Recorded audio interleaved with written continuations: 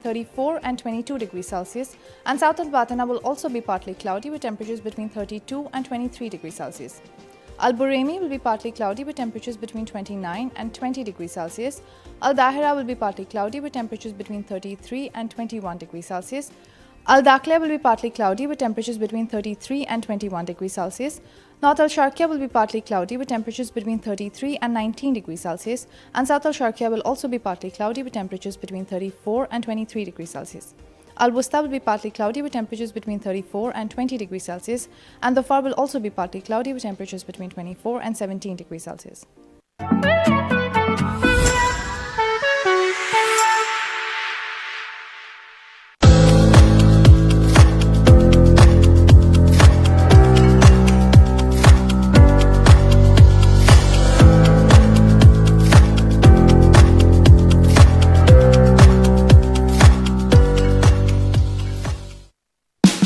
Oman's largest online supermarket now has no minimum order limit. From grocery to household items, Rafiq has everything that you want. Enjoy worry-free shopping with over 8,000 products to choose from and get it delivered straight to your doorstep. Rafiq, you order, we deliver. It's about time we kicked COVID-19 out of our lives.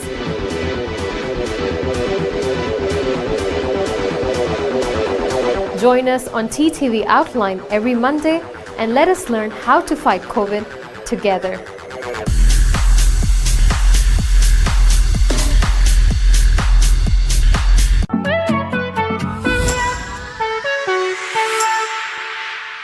Welcome back to TTV. You're watching Midday Update. Now let's have a look at the COVID-19 updates for the day. The Ministry of Health in the Sultanate has announced the registration of one death case due to coronavirus. This has taken the total death toll in Oman to 1,558. The Ministry of Health has also extended their deepest condolences to the family of the deceased. In addition to that, Ministry of Health has also announced the registration of 311 new cases of coronavirus today. The total cases in the country have now touched 140,300, including 131,385 recoveries, as well as 1,558 death cases. According to Ministry of Health officials, in the past 24 hours, 242 recoveries were also reported. The ministry has urged everyone to adhere to social distancing instructions issued by the Supreme Committee and the Ministry of Health. And now from a local desk. The Honorable Lady, spouse of His Majesty the Sultan, has addressed a message of greetings to teachers on the anniversary of Teachers' Day, which falls on 24th February every year. The message reads as follows. Gratitude for imparting knowledge and for scholars is the ultimate goal and the path to nation's edification, advancement, and progress. We are delighted on this day, our Teachers' Day, as we relish abundant bounties in our country, Oman, to offer our most heartfelt greetings and our most sincere wishes of blessings to all knowledge bearers who extend efforts and imparted knowledge ardently and resourcefully to our offsprings. You have eradicated ignorance, illuminated minds, and elevated the value of all who stand in ovation to your virtuous, praiseworthy contributions in our dear homeland and the nation at large. We wish you a happy Teachers' Day and happy comebacks of the anniversary that we wish finds you adorned in robes of dignity and veneration. Moreover, on this occasion, Her Excellency Madiha bint Ahmed Al-Shabani, who is the Minister of Education, delivered a speech congratulating all the teachers working in the educational field. She said, "It is my pleasure as we celebrate the Omani Teachers' Day to extend our sincere congratulations on this occasion, appreciating your kind efforts, your dedication to fulfilling your lofty educational mission, and your role in preparing your students for a better future for them and our dear country. So happy Omani Teachers' Day." She added that the challenges facing the world after the spread of coronavirus has had a major impact on various areas of life, health, economy, society, and so on, and cast a shadow directly on the education sector. Many countries have found innovative solutions and methods for providing educational services that ensures the safety of learners and those in charge of educational work. Providing quality and sustainable education is now relying heavily on technology and electronic distance education through interactive educational platforms established for this purpose. In light of the current exceptional circumstances, she stressed, education in the Sultanate enjoys a great interest and diligent follow-up from His Majesty Sultan Haitham bin Tariq. The Supreme Committee in charge of dealing with the spread of coronavirus took the decision of applying the blended learning curriculum with a focus on distance education. In the current academic year, which is 2020-2021, the total number of teachers in public schools reached 56,827, of whom 48,176 were Omani. Female teachers formed the highest percentage of the total number at 72.96%, while the male teachers formed 27.03% of the total number. The Sultanate of Oman ranked second among Arab countries in the Gulf in the Global Food Security Index known as GFSI. The index is developed by the Economist Intelligence Unit in Britain. Oman was placed 34th globally as it received 70.2 points. Finland topped the index, followed by Ireland, the Netherlands, Australia, and the Czech Republic. The index highlights the importance of addressing core causes of food shortage through effective policies and establishing a stronger, resilient, and sustainable global food security system. In times of crisis, the effects of systematic gaps are felt more deeply. Amid the spread of coronavirus, economic, social, and environmental inequalities have had a major impact on how countries have been able to meet the food, health, and economic needs of their populations. The pandemic has exposed the risk that these factors pose to food systems and highlighted the importance of examining not just the current levels of food insecurity, but also the underlying drivers and causes. The 113 countries included in the GFSI cover 5 regions, including Asia Pacific, Europe, Latin America, the Middle East and Africa, and North America. A new list of requirements to operate hairdressing or beauty salons in Muscat has been released by Muscat Municipality earlier today. These requirements are intended to maintain public health and will have to be met before businesses are authorized to start services, the municipality said in a statement. The requirements are divided into several parts, and the most important requirements include the placing of a ladies only sign in 2 languages, ensuring availability of a reception and waiting area, as well as sufficient space to carry out procedures.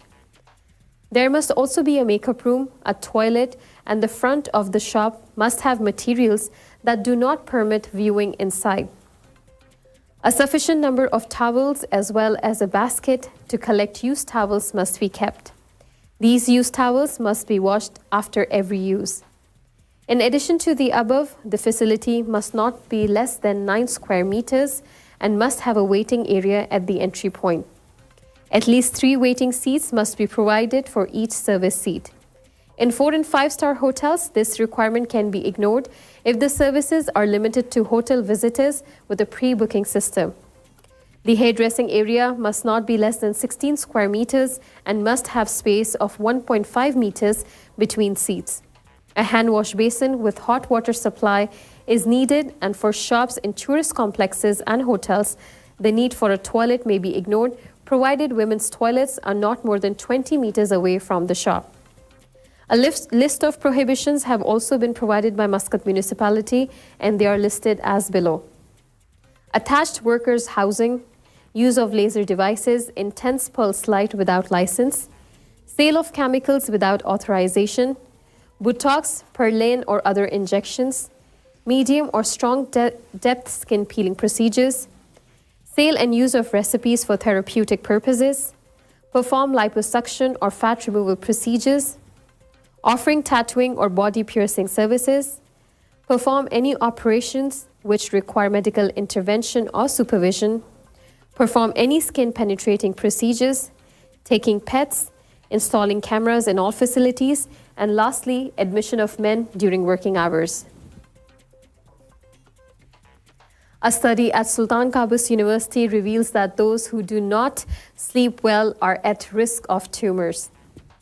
New research by Dr. Ilyas Saeed from the College of Medicine and Health Sciences at Sultan Qaboos University examines the effect of sleep deprivation on changes in immune cell functions, as well on the levels and the ability to proliferate in helper lymphocytes and its correlation with the level of chemically attractive proteins.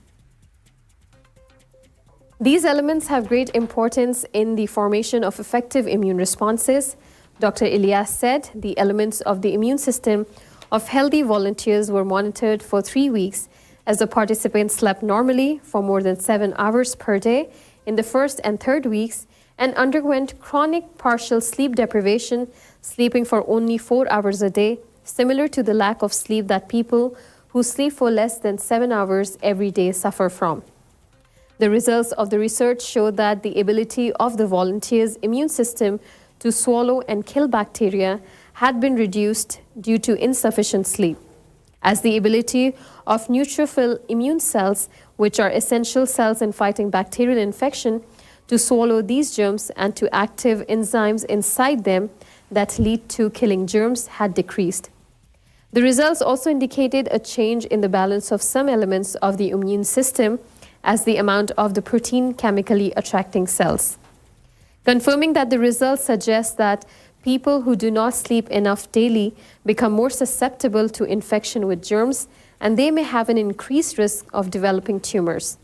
Dr. Ilyas stressed on the importance of sleeping enough every day in order for the immune system to function properly, saying that those who do not sleep enough must undergo periodic checks for the possibility of infection with diseases.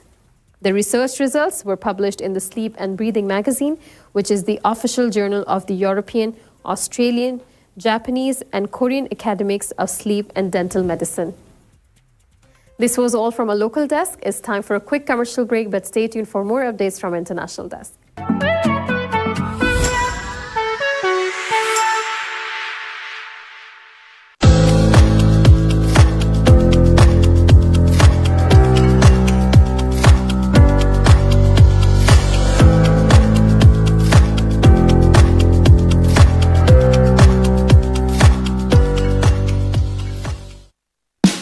Oman's largest online supermarket now has no minimum order limit. From grocery to household items, Rafiq has everything that you want. Enjoy worry-free shopping with over 8,000 products to choose from and get it delivered straight to your doorstep. Rafiq, you order, we deliver. It's about time we kicked COVID-19 out of our lives.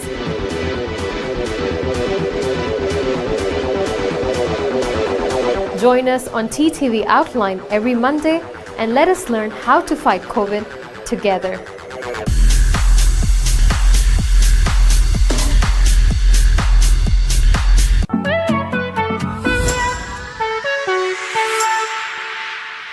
Welcome back to TTV. You're watching Midday Update. And now from our international desk. India's coronavirus tally rose to 11,030,176 today, as 13,742 new cases were registered during the past 24 hours, said the latest data from the Health Ministry of India. The death toll mounted to 156,567 as 104 COVID-19 patients died since Tuesday morning. There are still 146,907 active cases in the country, while 10,726,702 people have been discharged from hospitals after medical treatment. There was a decrease of 399 active cases during the past 24 hours. The number of active cases in India had been on the rise over the past few days. India started a national vaccination campaign against coronavirus on January 16th. So far, nearly 12.2 million people, mainly health workers, have been vaccinated across the country. Meanwhile, 213,036,275 tests have been conducted till Tuesday, out of which 805,844 tests were conducted on Tuesday alone, said the latest data issued by the Indian Council of Medical Research this morning. The national capital, Delhi, which has been one of the most coronavirus affected places in the country, has been witnessing a lower number of cases over past several months. As many as 145 new cases and 2 deaths were registered in the city through Tuesday.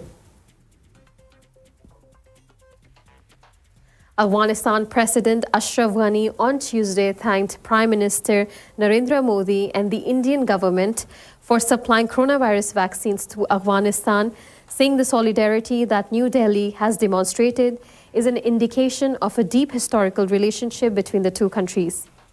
Afghanistan on Tuesday began its first COVID-19 vaccinations following the World Health Organization's emergency use approval for shots developed by Oxford AstraZeneca. Afghanistan's overall caseload has reached 55,646, including 2,435 related deaths. This is a great opportunity and a great test for the Health Ministry and the entire nation. I call on all segments of the society to work with Health Ministry, President Ghani told a special ceremony at the Presidential Palace. Early this month, India sent 500,000 coronavirus vaccines to Afghanistan. The White House said that President Joe Biden will visit Texas this Friday, an appearance that comes just as the state is recovering from a severe winter storm that left millions without power and water. On Friday, February 26, the President and the First Lady will travel to Houston, Texas, the White House said in a press release. White House Press Secretary Jen, in later remarks, said Biden will meet with local leaders in the city of Houston to discuss the impact of the winter storm, including relief and recovery efforts. Biden will also visit a health center where the vaccine for the novel coronavirus is being distributed, Jen added. Early last week, the winter storm left more than 4 million residents in Texas without power, some for multiple days. It's time for a quick commercial break, but stay tuned for more updates from a sports desk.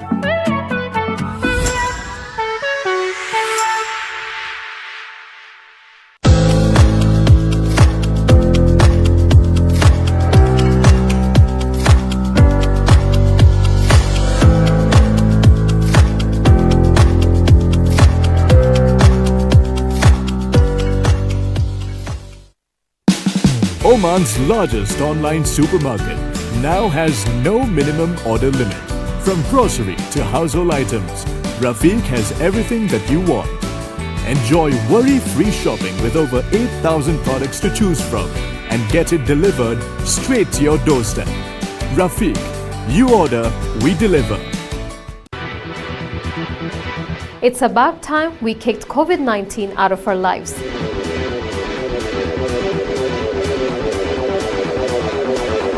Join us on TTV Outline every Monday and let us learn how to fight COVID together.